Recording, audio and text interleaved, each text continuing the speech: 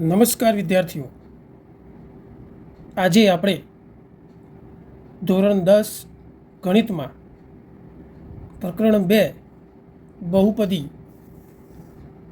આ પ્રકરણને સમજવા માટેની પાયાની માહિતી વિશે અભ્યાસ કરીશું.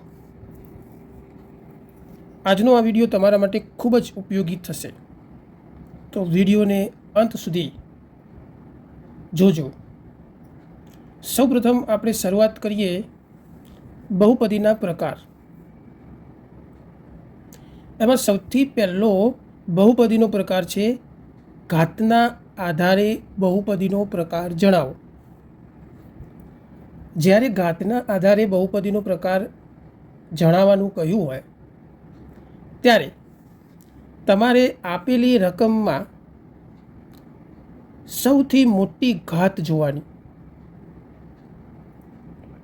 જો પહેલાં જ ઉદાહરણમાં આપણે જોઈએ તો અહીંયા એક્સની ઉપર 2 ઘાત છે, અહીંયા એક્સની ઉપર 3 ઘાત છે, આમાં એક્સની ઉપર કોઈ ઘાત નથી, તો કેટલી ઘાત સમજાય? 1 ઘાત છે એવું કહેવાય. તો આ 3 ઘાતમાં સૌથી મોટી ઘાત કઈ છે? 3. તો આપેલી બહુપદીને શું કહેવાય? ત્રિઘાત બહુપદી કહેવાય. સૌથી મોટી ઘાત જોવાની અને તેના આધારે એનું નામ આપી દેવાનું. બીજા ઉદાહરણમાં જોઈએ, અહીંયા એક્સની ઉપર 2 ઘાત છે, અહીંયા એક્સની ઉપર કોઈ ઘાત આપી નથી, એટલે કેટલી કહેવાય? 1 કહેવાય. એમાં સૌથી મોટી ઘાત કઈ છે? 2. તો આપેલી બહુપદીને શું કહેવાય? દ્વિઘાત બહુપદી કહેવાય. ત્રીજા ઉદાહરણમાં જોઈએ, અહીંયા છે 25, અહીંયા એક્સ, એની ઉપર કોઈ ઘાત નથી, એટલે કેટલી ઘાત કહેવાય? 1. જ્યારે 1 ઘાત હોય ત્યારે તેનું નામ થશે સુરેખ બહુપદી. 1 ઘાત બહુપદી નહીં, પરંતુ સુરેખ બહુપદી કહેવાય. અહીંયા ઉપર 3 ઘાત છે, તો તે બહુપદીને ત્રિઘાત બહુપદી કહેવાય. આમ જ્યારે ઘાતના આધારે બહુપદીનો પ્રકાર જણાવવાનો હોય તો તમારે આપેલી રકમમાં સૌથી મોટી ઘાત જોવાની અને સૌથી મોટી ઘાતના આધારે એ બહુપદીનું નામ આપવાનું. ચલો બીજો પ્રકાર જોઈએ, પદના આધારે બહુપદીનો પ્રકાર. વિદ્યાર્થીઓ, જ્યારે પદના આધારે બહુપદીનો પ્રકાર સમજાવવાનો હોય ત્યારે અહીંયા તમારે શું કરવાનું? તો આપેલી રકમમાં પદ ગણવાના. જો પહેલું ઉદાહરણ, અહીંયા ફક્ત એક જ પદ છે, અહીંયા ઘાત જોવાની નથી, ફક્ત પદ જોવાનું છે. એક જ પદ છે તો તેને એકપદી કહેવાય. અહીંયા 1 અને આ 2 પદ આપેલા છે તો તેને દ્વિપદી કહેવાય. અહીંયા 1, 2, 3 પદ આપેલા છે તો તેને ત્રિપદી કહેવાય. આમ જ્યારે પદના આધારે બહુપદીનો પ્રકાર કીધો હોય ત્યારે તમારે ફક્ત પદ ગણવાના છે અને પદના આધારે તેનું નામ આપવાનું છે, ઘાત જોવાની નથી. ચલો ત્રીજો પ્રકાર સમજીએ, ચલના આધારે બહુપદીનો પ્રકાર. જ્યારે ચલના આધારે બહુપદીનો પ્રકાર કીધો હોય ત્યારે આપણે એમાં ચલ જોવો પડશે. ચલની સમજૂતી આપણે આગળ મેળવીએ છીએ. અહીંયા આ જે એક્સ રહ્યો એને ચલ કહેવાય. તો આનું નામ થશે, આ બહુપદીનું નામ થશે એક્સ ચલવાળી, કારણ કે અહીંયા એક્સ છે, તેથી એક્સ ચલવાળી સુરેખ બહુપદી. કેમ સુરેખ બહુપદી? કારણ કે આની ઉપર ઘાત કેટલી છે? 1 જ છે. આપણે આગળ શીખી ગયા, જ્યારે 1 ઘાત હોય તો સુરેખ બહુપદી કહેવાય. તો ચલ એક્સ છે, ઘાત 1 છે, તો એક્સ ચલવાળી સુરેખ બહુપદી. અહીંયા પણ એક્સ છે તો એક્સ ચલવાળી, ઘાત કેટલી છે? 2, દ્વિઘાત બહુપદી. જો અહીંયા સૌથી મોટી ઘાત કઈ છે? 3 અને ચલ કોણ છે? એક્સ. તો એ એક્સ ચલવાળી ત્રિઘાત બહુપદી એનું નામ થાય. અહીંયા પણ ઘાત 3 છે, ચલ એક્સ છે, એક્સ ચલવાળી ત્રિઘાત બહુપદી. આમાં તમારે ઘાત પણ જોવાની છે અને ચલ પણ જોવાનું છે, અને એ બંનેના આધારે તમારે નામ આપવાનું. જો છેલ્લા ઉદાહરણમાં એક્સ નથી, વાય છે, એટલે અહીંયા પી વાય લખ્યું છે. અહીંયા બધામાં એક્સ ચલ હતો તો પી એક્સ હતો. અહીંયા ચલ છે વાય તો પી વાય. તો વાય ચલવાળી ઘાત કેટલી છે? 1. સુરેખ બહુપદી, વાય ચલવાળી સુરેખ બહુપદી. આમ બહુપદીના 3 પ્રકારો આપણે સમજ્યા. આગળ આપણે સમજીશું બહુપદીની ઘાત અને ચલની ઘાત, જેને ઘાતાંક પણ કહે છે, તે કઈ રીતે ઓળખશો? તો જ્યારે બહુપદીની ઘાત તમારે લખવાની હોય ત્યારે આપેલી રકમમાં સૌથી મોટી ઘાત જોવાની. સૌથી મોટી ઘાત કઈ છે? 4. તો એ જ તમારી બહુપદીની ઘાત થાય 4.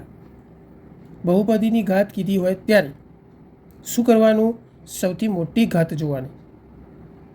જ્યારે ચલની ઘાત તમારે લખવી હોય તો તમારે દરેક ચલની ઘાત લખવી પડશે. જેમ કે આ પહેલું જે પદ ખરું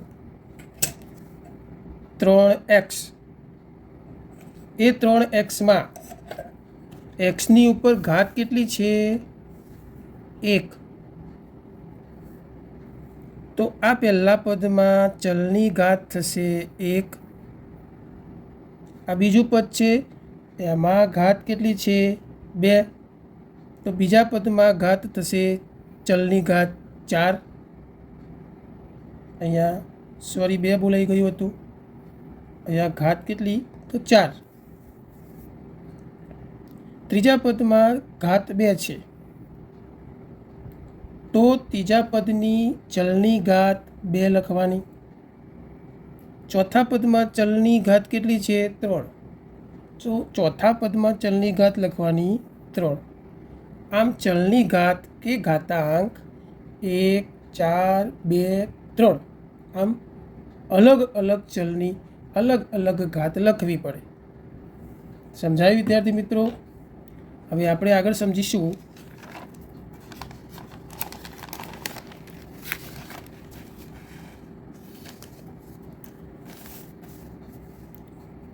ચલ, સહગુણક અને અચળ પદની સમજૂતી. તો ચલ કોને કહેવાય? તો આપેલી રકમમાં તમને એક્સ જોવા મળે છે. એ જે એક્સ હોય, વાય હોય, ઝેડ હોય, એ હોય, બી હોય, સી હોય, ABCDનો કોઈ પણ અક્ષર તમને રકમમાં જોવા મળે એ થશે ચલ. આપેલી રકમમાં ચલ કોણ છે? એક્સ. આ પણ ચલ, આ ચલ, આ ચલ અને આ પણ ચલ. તો ચલ તરીકે કોણ છે? એક્સ. સહગુણક. તો સહગુણક કોને કહેવાય? ચલની સાથે ગુણાયેલો હોય. જેમ કે આ ચલ જે એક્સ ખરો એની સાથે કોણ ગુણાયેલું છે? 3. તો એક્સનો સહગુણક થશે 3.